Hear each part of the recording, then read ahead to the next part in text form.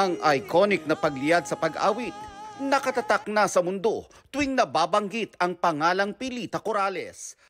Ang tinaguriang Asia's Queen of Songs na mahigit 6 na dekada na sa Philippine showbiz. May dugong Kastila, proud Cebuana. Mula sa pag-aaral sa Spain, pumasok sa pag-awit si Pilita nang bumalik sa Pilipinas. Namayagpag siya sa musika at nakapag-record ng nasa 130 singles at albums. Nagtanghal siya kasama ang mga kilalang artista sa buong mundo at front act sa mga concert. In town dong, buhay pa tong papa nitong ako mga anak. Isa ring magaling na aktres si Pilita.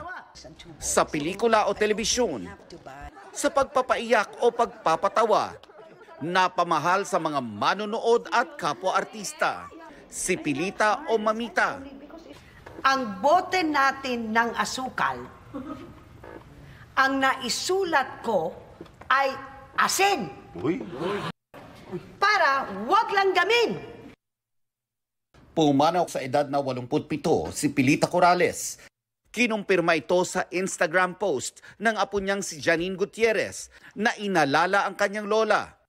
Hindi pa isinasa publiko ang dahilan ng pagpanaw. Dalawa ang kanyang anak na nasa showbiz din, na sina Jackie Lou Blanco at Ramon Christopher Gutierrez.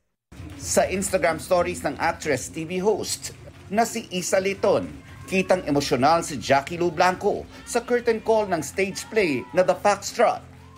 Nire-share ito ni Jackie Lou at inalay ang performance sa kanyang pumanaw na ina.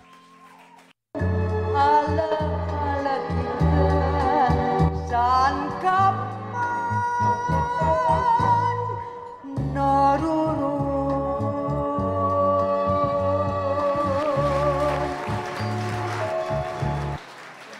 Ito ang unang balita. Nelson Canlas para sa GMA Integrated News. Gusto mo bang mauna sa mga balita? Mag-subscribe na sa GMA Integrated News sa YouTube at tumutok sa unang balita.